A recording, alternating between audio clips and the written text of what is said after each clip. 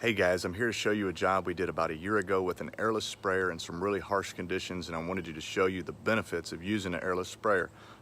Not to be controversial, but we use it all the time and we have great luck, so I just wanted to share.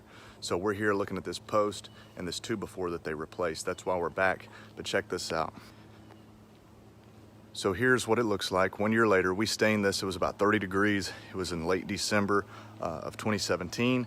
That makes this stain job not quite a year old. But there you go. This is what we're looking at. We're getting full coverage. Everything still looks really good. Look at this gate.